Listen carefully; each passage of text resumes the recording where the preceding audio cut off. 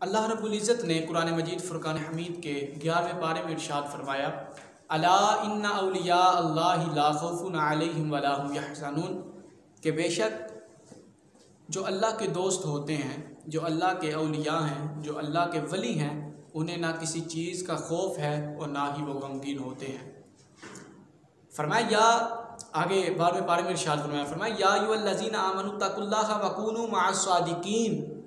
فرمایا لوگو ایمان لے کر آؤ، اور ایمان لانے کے بعد جو سب سے پہلا کام کرنا ہے وہ مجھ خدا سے ڈرنا ہے، اور ڈرنے کے بعد سچوں کے ساتھ ہونا ہے۔ فرمایا الا ان اولیاء اللہ لا خوف علیہم ولا هم یحزنون، بے شک جس کا ناطہ مجھ خدا سے جڑ جاتا ہے، جس کا ناطہ خدا سے جڑ جاتا ہے، نہ تو پھر انہیں دنیا میں کسی چیز کا خوف ہوتا ہے، نہ آخرت میں انہیں کسی چیز کا خوف ہوتا ہے، نہ دنیا میں کسی چیز سے وہ غمگین ہوتے ہیں، نہ ہی آخرت میں ان کو غمگین کیا جائے گا۔ اب دیکھیے کہ اللہ رب العزت ایک حدیث قدسی میں ارشاد فرماتا ہے، فرمایا جو بندہ نفلی عبادات کے ذریعے میرا قرب حاصل کر لیتا ہے، پھر میں اس کے ہاتھ بن جاتا ہوں، اس کے پاؤں بن جاتا ہوں، اس کی آنکھیں بن جاتا ہوں۔ اب یہاں پر سوال اٹھتا ہے کہ اللہ رب العزت تو ان تمام چیزوں سے پاک ہے،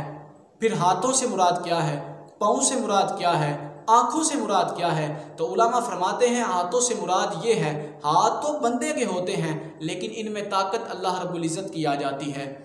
پاؤں تو اس بندے کے ہوتے ہیں، ان میں طاقت اللہ رب العزت کی آ جاتی ہے، آنکھیں تو اس بندے کی ہوتی ہیں، ان میں طاقت خدا کی آ جاتی ہے۔ کیا مطلب؟ اس کا مطلب یہ ہے کہ پھر بندہ اٹھتا بیٹھتا چلتا پھرتا کام وہی کرتا ہے جس سے خدا راضی ہوتا ہے۔ کیا مطلب اس بات کا؟ بات کا مطلب یہ ہے پھر اس کا اٹھنا تو ہوتا ہے لیکن خدا کی رضا کے لیے، اس کا چلنا خدا کی رضا کے لیے ہو جاتا ہے، اس کا دیکھنا خدا کی رضا کے لیے ہو جاتا ہے، اس کا پکڑنا خدا کی رضا کے لیے ہو جاتا ہے۔ الغرض پھر وہ جب بھی کوئی کام کرتا ہے تو وہ کوئی کام ایویں نہیں کر لیتا، وہ کوئی کام بے فضول نہیں کرتا، پھر وہ کوئی کام کرتا ہے تو صرف ایک کام کرتے ہوئے وہ کام کرتا ہے۔ وہ کام کس نیت سے کرتا ہے، کس عقیدت سے کرتا ہے؟ وہ کام وہی کرتا ہے جس سے اللہ رب العزت کی رضا ہوتی ہے، جس سے اللہ رب العزت راضی ہوتا ہے، جس میں رضا خدا کی ہوتی ہے۔ اس کی ایک چھوٹی سی مثال اس طرح دیکھ لیں،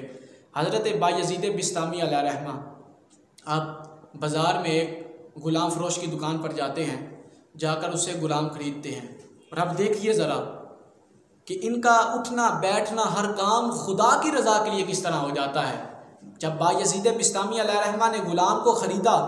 تو غلام کی ڈیوٹی یہ لگائی کہ اے غلام تیری ڈیوٹی یہ ہے کہ تو نے مجھے ہر روز تہجد کے لیے اٹھانا ہے، وضو کروانا ہے۔ اس غلام نے دیکھا کام تو بہت ہی فائدہ مند ہے، مختصر سا کام ہے۔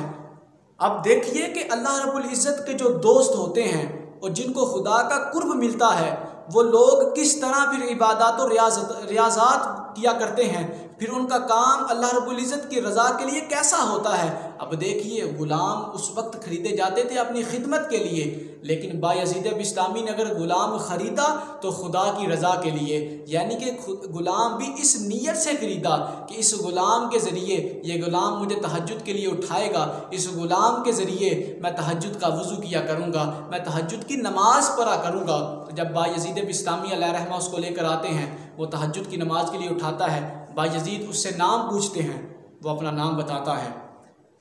اگلا دن ہوتا ہے، بایزید بسطامی کو پھر اٹھایا جاتا ہے، بایزید بسطامی اس شخص سے پھر اس کا نام پوچھتے ہیں، حتیٰ کہ 40 سال گزر جاتے ہیں۔ بایزید اس شخص سے ہر روز یہی سوال کرتے ہیں کہ تیرا نام کیا ہے۔ جب 40 سال گزر جاتے ہیں تو وہ ایک دن پوچھتا ہے، حضرت اس بات کی سمجھ نہیں آئی، 40 سال گزر گئے ہیں آپ کو تہجد کی نماز پڑھاتے ہوئے، آپ کو تہجد کی نماز کے لیے جگاتے ہوئے، وضو کرواتے ہوئے، لیکن ہر روز ایک ہی سوال کا جواب دینا پڑتا ہے کہ تیرا نام کیا ہے۔ حضرت کیا آپ کو میرا نام ابھی تک یاد نہیں ہوا؟ تو بایزید بسطامی کا جواب سنیے گا ذرا۔ یہ تھے وہ لوگ جن کا اٹھنا بیٹھنا خدا کی رضا کے لیے ہوا کرتا تھا، جن کا ہر کام خدا کی رضا کے لیے ہوا کرتا تھا۔ تو بایزید بسطامی فرماتے ہیں، اے غلام تیرا نام کس طرح مجھے یاد ہو، تیرا نام کس قدر مجھے یاد ہو، جب سے خدا کے ساتھ یاری لگا لی ہے، جب سے خدا کے ساتھ دوستی کر لی ہے، تب سے کسی اور کا خیال میرے ذہن میں آتا ہی نہیں ہے، تب سے کوئی اور چیز میرے ذہن میں بیٹھتی ہی نہیں ہے،